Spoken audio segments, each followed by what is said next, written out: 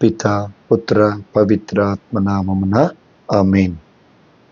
క్రీస్తునందు ప్రియమైన దేవుని బిడ్డలారా, సహోదరి సహోదరులారా, ప్రస్తుతం సమాజంలో క్రైస్తవుల మధ్యలో మెదులుతున్నటువంటి ఒక సందేహం, యేసు ప్రభు వారిలో ఉన్నటువంటిది ఆదాము రక్తమా, మరియమ్మ గారి రక్తమా, దేవుని రక్తమా అనేది ఒక ప్రశ్నగా మారటం జరిగింది. అయితే దేవుని బిడ్డలారా, బైబిలు వాక్యాన్ని ఆధారంగా చేసుకొని, శాస్త్రవేత్తలు పరిశోధనను ఆధారంగా చేసుకొని, చరిత్రకారులు నిర్ధారించినటువంటి దానిని ఆధారంగా చేసుకొని, యేసు ప్రభు రక్తము ఎవరిదో మనం తెలుసుకోవటానికి ప్రయత్నం చేద్దాం. మొట్టమొదటిగా, యేసు ప్రభు వారు నరుడుగా జన్మించక ముందు ఆయన దేవుడై ఉన్నాడు. యోహాను శుభవార్తలో 4వ అధ్యాయములో 24వ వచనములో, దేవుడు ఆత్మస్వరూపి గనుక, అంటే దేవుడు ఆత్మరూపుడై ఉన్నాడు. ఆత్మకి శరీరం ఉండదు, ఆత్మకి రక్త మాంసములు ఉండవు. కాబట్టి దేవుని బిడ్డలారా, ఆత్మరూపుడైనటువంటి దేవునిలో రక్తము లేదు. మరి యోహాను శుభవార్త 1వ అధ్యాయం 1 నుండి చదివితే, ఆదిలో వాక్కు ఉండెను, వాక్కు దేవుడై ఉండెను, ఆ వాక్కు దేవుని యొద్ద ఉండెను. వాక్కు అనగా నోటి నుండి వచ్చేటటువంటి శబ్దము. ఈ శబ్దానికి నరుడు అక్షరాలను రూపకల్పమిచ్చాడు. అమ్మ అనే శబ్దానికి ఆ అనే అక్షరం, మా అనే అక్షరాన్ని చేశారు. సో కాబట్టి శబ్దము వినపడుతూ ఉన్నది కానీ కనపడదు. సో దేవుడు వాక్యమై ఉన్నాడు. ఈ శబ్దానికి రక్త మాంసములు లేవు. ప్రియమైన దేవుని బిడ్డలారా, అయితే మరి ఈ సమయమందు ఆత్మరూపుడైనటువంటి దేవునికి రక్త మాంసములు లేవు. ఇది మొదటిది. రెండవది, ఈ ఆత్మరూపుడైన దేవుడు, వాక్య రూపములో ఉన్న దేవుడు మానవుడిగా మన మధ్య జన్మించారు. మన మధ్య జన్మించినటువంటి యేసు ప్రభులో ఉన్నటువంటి రక్తము ఏ రక్తము? బైబిలు గ్రంథాన్ని ఆధారంగా చేసుకొని చూస్తే, మత్తయి శుభవార్త 27వ అధ్యాయము 24వ వచనంలో పిలాతు గారు అంటారు, ఇదిగో ఈ నీతిమంతుని రక్త విషయముల నేను నిరపరాధిని అని అంటున్నారు. దేవుని బిడ్డలారా, మరి యోహాను గారు రాసినటువంటి మొదటి లేఖలో 1వ అధ్యాయం 7వ వచనంలో, యేసు క్రీస్తు రక్తము మనలని మన ప్రతి పాపము నుండి కడిగివేయును అని పలుకుతున్నది. అంటే ఒక పరిశుద్ధుని రక్తము మాత్రమే మనలను మన పాపము నుండి కడిగివేస్తుంది. రెండవది, వాక్యమును ఆధారంగా చేసుకొని చూస్తే, యేసు ప్రభువులో ఉన్నటువంటి రక్తము నీతిమంతుని రక్తము అనేది బైబిల్ మనకు చెబుతూ ఉన్నది. ప్రియమైన దేవుని బిడ్డలారా, అయితే ఈ నీతిమంతుని రక్తం ఎవరి రక్తము, ఎవరి ద్వారా వచ్చింది అని ఆలోచన చేస్తే, ప్రియమైన దేవుని బిడ్డలారా, ఆనాడు దేవుడు లూకా శుభవార్త 1వ అధ్యాయం నుండి 34, 35, 36 వచనాలు చూస్తే, అనుగ్రహ పరిపూర్ణురాల, నీవు దేవుని అనుగ్రహమును పొందుతావు, సర్వోన్నతుని శక్తి నిన్ను ఆవరిస్తూ ఉంది, అందుచేత అతడు దేవుని కుమారుడని పిలువబడతాడు అని వాక్యంలో ఉంది. అంటే పరిశుద్ధాత్మ శక్తి ప్రభావమున యేసు ప్రభు వారు వాక్యరూపమైన దేవుడు, ఆత్మరూపమైన దేవుడు మరియమ్మ గారి గర్భములో అడుగు పెట్టాడు. అడుగు పెట్టిన నాటి నుండి మరియమ్మ గారు నవమాసాలు కూడా ఆ బిడ్డని బాలయేసును పెంచింది. పెంచినప్పుడు ఆ యేసు ప్రభు శరీర రూపం ధరించటం కోసం ఎవరి రక్తము ప్రవహించింది అనంటే, మరియ తల్లి రక్తము ప్రవహించింది. మరియ తల్లి ఎవరు అనగా నిష్కళంకమైన మాత. అమలోద్భవి మాత, ఏ కలంకము సోకనటువంటి మాత. అంటే మరియ తల్లి రక్తములో కూడా ఏ పాపము లేకుండా ప్రభువే, తండ్రి దేవుడే, యావే దేవుడు కాపాడాడు. ప్రియమైన దేవుని బిడ్డలారా, అందుకే బైబిల్ గ్రంథం ఏం చెబుతుంది? కన్య గర్భము ధరించును, ఆమె ఒక కుమారుని కనును అన్నారు. కన్య, ఏ పాపము చేయనటువంటి ఒక స్త్రీ. దేవుని బిడ్డలారా, వింటున్నారా? చాలా జాగ్రత్తగా వినండి. సో బైబిల్ ఆధారంగా చేసుకొని ఆనాడు మాతృగర్భమున పడకముందు ఇర్మియాను దేవుడు పవిత్రపరిచి బదిలపరిచినట్లుగానే తల్లి గర్భమున పడకముందే మరియమాతను దేవుడు ఎన్నుకొని ఆమెను జన్మ పాపము కానీ మరి ఏ ఇతర పాపము సోకకుండా భద్రపరిచి ఆమె గర్భమందు తండ్రి దేవుడు పరిశుద్ధాత్మ దేవుని ప్రభావమున యేసు ప్రభు వారిని ప్రవేశపెట్టారు. యేసు ప్రభు వారు మరియమ్మ గారి గర్భములో అడుగుపెట్టిన నాటి నుండి ఆ మరియ తల్లి క్రోమోజోమ్స్ ను స్వీకరించి బిడ్డగా ఎదగటం ప్రారంభమైంది. కాబట్టి బైబిల్ ఆధారంగా చేసుకొని యేసు ప్రభు వారిలో ఉన్నటువంటిది మరియమ్మ గారి రక్తం అని నేను చెప్పగలను. దేవుని బిడ్డలారా, ఇక శాస్త్రవేత్తలు, పండితులు, పామరులు ఏం చెబుతున్నారో చూద్దాము. ప్రియమైన దేవుని బిడ్డలారా, సహోదరి సహోదరులారా, సో పునీత ఫ్రాన్సిస్ అంటే Saint Francis institute of management and research అనే సెంటర్లో సైంటిఫికల్గా యేసు ప్రభు రక్తము ఎవరి రక్తము అని రీసెర్చ్ చేసి వాళ్ళు ఒక ఆర్టికల్ విడుదల చేశారు. ఈ ఆర్టికల్ విడుదల చేసినటువంటి వారు ఎవరు అంటే డాక్టర్ థంగ్వాల్ అనేటటువంటి వారు. వీరు ఈ ఆర్టికల్ని విడుదల చేస్తూ అని అంటున్నారు. ఆయన చేసిన ఆర్టికల్, విడుదల చేసిన ఆర్టికల్ పేరు scientifical study on the blood of Jesus Christ. ఆయన ఈ ఆర్టికల్లో 2 విషయాలు తెలియచేస్తున్నారు. మొట్టమొదటి పాయింట్ ఏంటంటే the blood of Jesus is holy and blameless. ఇది మొదటి పాయింట్. అంటే యేసు ప్రభుని రక్తము పవిత్రమైన రక్తము అని నిర్ధారణ చేశారు. రెండవది, ప్రియమైన దేవుని బిడ్డలారా, యేసు ప్రభుని రక్తములో వై క్రోమోజోమ్స్ అనేవి ఎక్కువగా లేవు, ఒక్క క్రోమోజోమ్సే ఉన్నవి అని పలుకుతున్నారు. మీరు అనొచ్చు వై క్రోమోజోమ్స్ అంటే ఏంటి అని అనొచ్చు. దేవుని బిడ్డలారా, ఒక బిడ్డ సహజంగా జన్మించాలంటే భర్తలో నుండి ఎక్స్ క్రోమోజోమ్స్, భార్యలో నుండి వై క్రోమోజోమ్ లేదా భార్యలో నుండి ఎక్స్ క్రోమోజోమ్స్, భర్తలో నుండి వై క్రోమోజోమ్స్ వచ్చినప్పుడు బిడ్డ తల్లి గర్భములో రూపొందుతుంది. కానీ యేసు ప్రభు వారిలో ఎక్స్ క్రోమోజోమ్స్ మాత్రమే ఉన్నాయి. ఒక్క వై క్రోమోజోమ్ అనగా మేల్ క్రోమోజోమ్ మాత్రమే ఉన్నది. శుక్ర కణాలు అని అంటారు బిడ్డలారా, ఉన్నది. సో ఆ వై క్రోమోజోమ్ ఎవరిది అంటే పరిశుద్ధాత్మ దేవుడు తన శక్తి ప్రభావమున సో యేసు ప్రభు వారిలో అడుగుపెట్టారు, సో ప్రవేశపెట్టారు అని చెప్పేసి శాస్త్రవేత్తలు పరిశోధన ద్వారా తెలియచేశారు. ఈ విషయాన్ని తెలియచేసింది డాక్టర్ థంగ్వాల్ అనేటటువంటి వారు తెలియచేశారు. ఇక రెండవది, ప్రియమైన దేవుని బిడ్డలారా, డాక్టర్ కార్లో సెరాఫిన్ గారు మనకి ఈ విధంగా తెలియచేస్తున్నారు.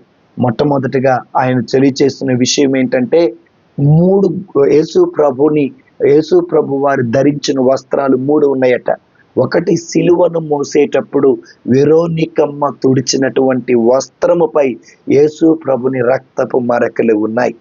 రెండవది, ప్రియమైన దేవుని బిడ్డలారా, యేసు ప్రభు వారిని సిలువ వేయుటకు ముందు చీట్లు వేసి పంచుకున్నటువంటి వస్త్రముపై యేసు ప్రభు రక్తపు మరకలు ఉన్నాయంట. దేవుని బిడ్డలారా, మూడవది, యేసు ప్రభు వారు పునరుత్థానమైనప్పుడు సమాధిలో విడిచిపెట్టినటువంటి ఆ రక్తపు వస్త్రాలు ఉన్నాయి. ఈ రక్తపు వస్త్రాలు అన్నీ కూడా గడిచినటువంటి 20 సెంచురీస్ అంటే 2000 సంవత్సరాల పాటు పరిశోధన చేశారు. పరిశోధన చేసి అంటున్నారు ఇది ఒక నరుని రక్తము అని పలుకుతున్నారు.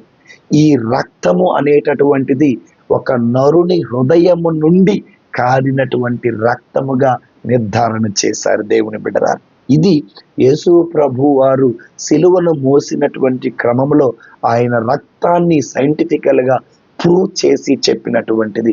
ఇక రెండవది దేవుని బిడ్డలారా, కథోలిక సంఘము దివ్య సప్రసాదములో యేసు ప్రభు వారు ఉన్నారు అనేటటువంటిది విశ్వసించారు. అది నిజంగానే ఉన్నారు. అయితే ఈ దివ్య సప్రసాదముపై 5 చోట్ల ప్రభు దర్శనమిచ్చారు. లాన్సినో అనే దేశంలో మొదటిదిగా, ఇటలీలో 2, మెక్సికోలో 3, అర్జెంటీనాలో 4, పోలాండ్లో 5వది దేవుని బిడ్డలారా. ఈ 5 ప్రదేశాలలో ఆ అప్పము నుండి ప్రభు రక్తము కారటం జరిగింది.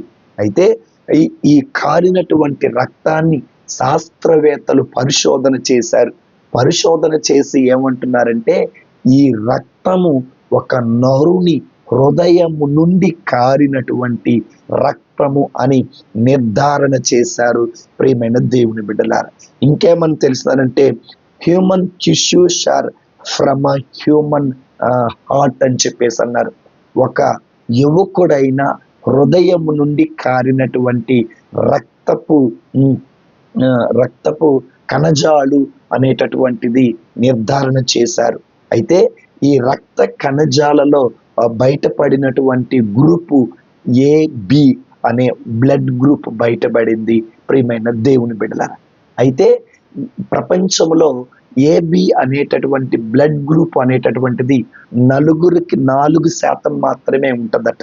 అయితే 3.4% AB పాజిటివ్ ఉంటుందట.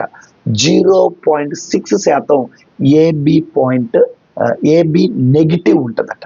అయితే ఈ దివ్య సప్రసాదములో పరిశోధన చేసిన తరువాత యేసు ప్రభు అంటే దివ్య సప్రసాదంలో పరిశోధన చేసిన తర్వాత వాళ్ళు నిర్ధారించింది ఏంటంటే, ఆ దివ్య సప్రసాదములో మాకు వచ్చినటువంటి పరిశోధన పెట్టి AB negative royal blood group అని తెలియచేయటం జరిగింది. అది హ్యూమన్ బ్లడ్ అని తెలియచేయటం జరిగింది. ప్రియమైన దేవుని బిడ్డలారా, అయితే ఇక్కడ ఒక విషయాన్ని మనము గమనించాలి. ఒక బిడ్డ జన్మనివ్వాలి అంటే ఏ క్రోమోజోమ్స్, B క్రోమోజోమ్స్ వెళ్ళాలి. వెళ్ళినప్పుడు మాత్రమే బిడ్డ రూపొందుతాడు. కానీ ఇక్కడ మరియమ్మ గారి క్రోమోజోమ్స్ మాత్రమే యేసు ప్రభులోకి వెళ్ళాయి.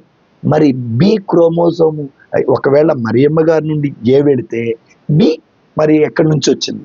అది పరిశుద్ధాత్మ దేవుడు పంపించాడు. కాబట్టి యేసు ప్రభు వారిలో A and B chromosomes blood group అనేటటువంటిది ఉన్నది అనేటటువంటిది మనకి వాక్యములో తెలియచేస్తూ ఉన్నది.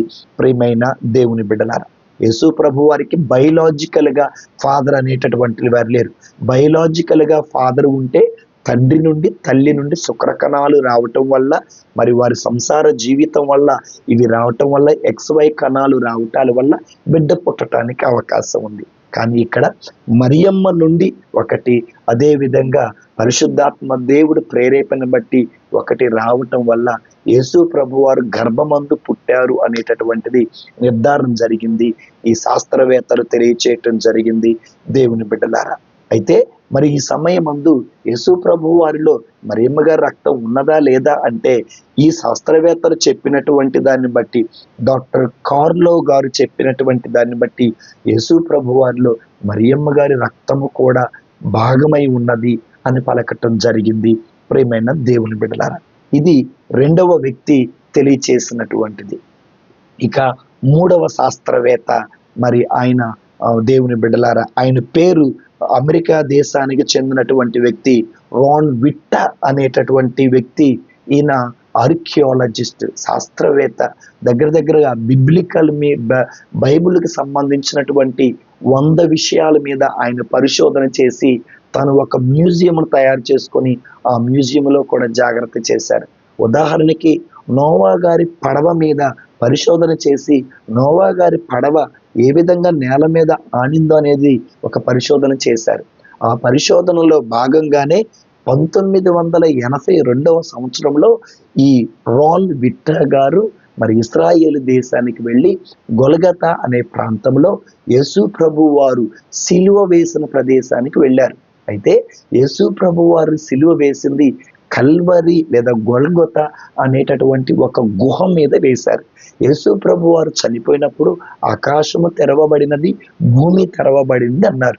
ఆ భూమి తెరవబడినప్పుడు ఏం జరిగిందంటే దేవుని బిడ్డలారా, ఆయన ప్రక్క నుండి లేదా ఆయన దేహములో నుండి కారినటువంటి రక్తపు బొట్లు అనేటటువంటిది ఆ గుహలో ఉన్న దేవుని మందస్సు మీద పడ్డాయి.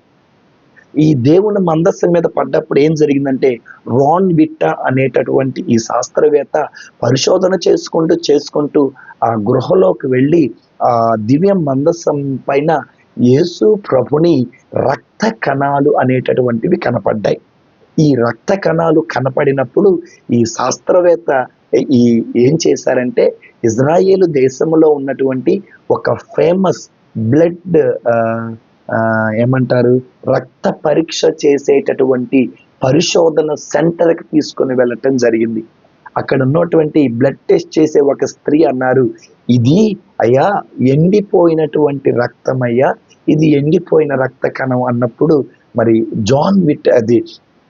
రాన్ విట్టా గారు బాధపడటం జరిగింది.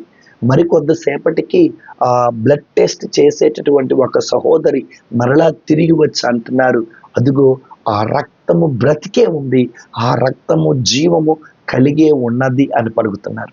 అయితే బ్లడ్ టెస్ట్ చేసినటువంటి వాళ్ళు ఏమంటున్నారంటే, ఆ బ్లడ్లో వినండి జాగ్రత్తగా, ఆ బ్లడ్లో 24 రక్త కణాలు మాత్రమే ఉన్నాయట.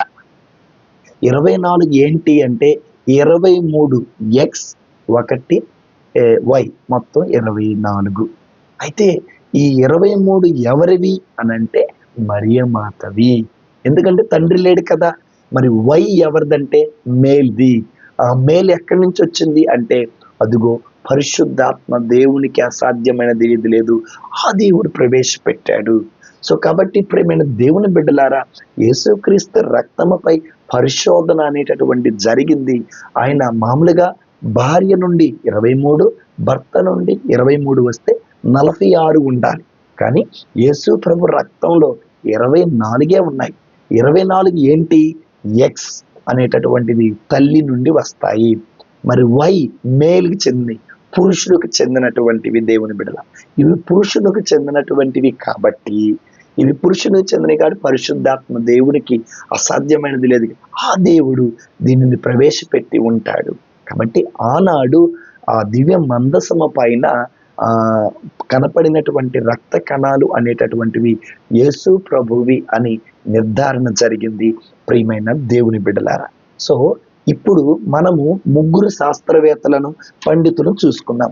ఒకటి డాక్టర్ థంగ్వాల్ గారు ముంబై నుండి, రెండవది డాక్టర్ కార్లో సెరాఫిన్ గారు అమెరికా నుండి, సో మూడవది రాన్ విట్టా గారు అమెరికా దేశం నుండి పరిశోధన చేసి, ఇది ఒక నరుని రక్తము, ఈ నరుని రక్తములో AB గ్రూపు ఉన్నది, ఈ నరుని రక్తం పరిశుద్ధమైన రక్తం, ఈ నరుని రక్తం బ్రతికే ఉన్నది, ఈ నరుని రక్తంలో 24 క్రోమోజోమ్స్ ఉన్నాయి, 24 కాబట్టి అని నిర్ధారణ చేయటం జరిగింది.